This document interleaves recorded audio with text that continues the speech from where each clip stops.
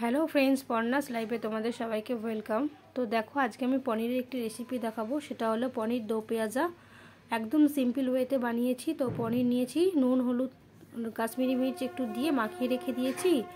আর এদিকে নিয়েছি কাসুরি মেথি পাতা, টক দই, আর নিয়েছি কাঁচা রসুন আদা পেঁয়াজের পেস্ট, আর নিয়েছি বড় বড় সাইজের পেঁয়াজ কুচি আর কাঁচা লঙ্কা চেরা। তো দেখো, তেল গরম করতে দিয়েছি, সাদা তেলেই বানাবো। আর তেলটা গরমও হয়ে গেছে। এবারে পনিরগুলোকে ভেজে নেব, হালকা করে ভাজবো। জানোই তো তোমরা, হালকা করে ভাজতে হয় পনির, ডিপ ফ্রাই করলে হার্ড হয়ে যায় পনিরগুলো। তো দেখো, পনির ভেজে তুলে নিয়েছি। এবারে আমি বড় বড় সাইজের যে পেঁয়াজগুলো কোচানো আছে সেগুলো আমি বড় বড় ঠিক না, মানে যেভাবে হয় আর কি, তো ওভাবেই কেটে নিয়েছিলাম। সেগুলোকে ভেজে নেবো হালকা করে, দিয়ে ওটা তুলে রাখবো। তো দেখো, পেঁয়াজগুলো আমি তুলে নিয়েছি। এবারে আমি এর মধ্যে একটু জিরে ফোড়ন দেবো, সাদা জিরে। জিরে হলে খুব ভালো টেস্ট হয়, কিন্তু আমার কাছে ছিল না, তাই আমি এমনি জিরে দিয়েছি। তোমরা জিরে দিলে দিতে পারো। তারপরে ওই রসুন আদা পেঁয়াজের পেস্টটা দিয়ে দিলাম। একে একে সব গুঁড়ো মশলা অ্যাড করব। নুন দিলাম, এরপর আমি একটু হলুদ দেব,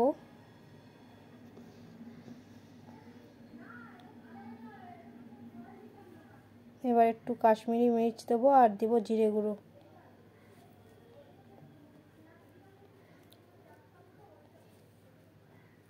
তো এগুলো দেওয়ার পর আমি একটু এটাকে তেল ছাড়া অবধি আমি ফ্রাই করতে থাকবো।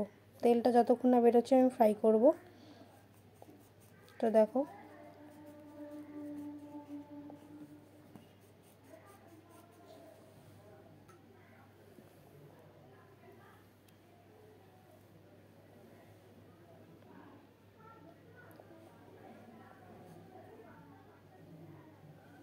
তো এটা যতক্ষণ না তেল ছাড়ছে ততক্ষণ ফ্রাই করব। করার পর আমি টক দইটা অ্যাড করব।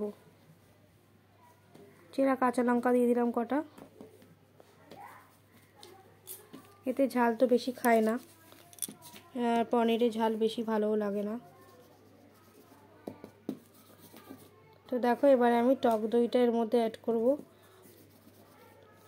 আর টক দইটা আমি ফেটাতে ভুলে গেছি, তোমরা পারলে ফেটিয়ে করবে, কারণ না ফেটিয়ে করলে না দানা দানা থেকে যায়। তো দেখো, আমার এর মধ্যে বিচ্ছিভাবে দানা দানা হয়ে গেল। যদিও এটা পরে মিক্সড করতে করতে মানে টক দইটা ঠিক অ্যাডজাস্ট হয়ে গেছিলো, মানে মিক্সড হয়ে গেছিলো, কিন্তু প্রথম প্রথম দিলে এরকম দানা দানা লাগে। আর একটু গরম মশলা গুঁড়ো দেব, দিয়ে ভালো করে আমি এটাকে একটু নাড়াচাড়া করব মশলাটাকে। তারপরে পনির আর ওই ভেজে রাখা পেঁয়াজগুলো দিয়ে দেবো। আর পনিরটা দেওয়ার পর বেশিক্ষণ নাড়তে লাগবে না, হালকা নাড়াচাড়া করে অল্প একটু উষ্ণ জল দিয়ে দিতে হবে, নাহলে একদম ড্রাই হয়ে যাবে। বেশি না, অল্প একটু উষ্ণ জল দিয়ে দেবো। তো দেখো, দিয়ে দিয়েছি জল আমি।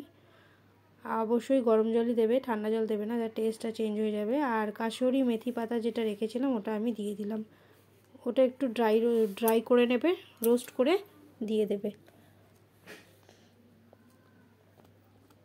তো দেখো, আমার রেডি হয়ে গেছে পনির দো পেঁয়াজা। আর এটা খেতেও খুব টেস্টি হয়েছিল। আর তোমরা দেখে বলো, কালারটা খুব সুন্দর এসছে, ভীষণই সুন্দর টেস্ট হয়েছিল। লুচি, পরোটা, রুটি, ভাতের সাথে ঠিক ভালো লাগবে না, তবু তোমরা ট্রাই করতে পারো। তো ভালো লাগলে অবশ্যই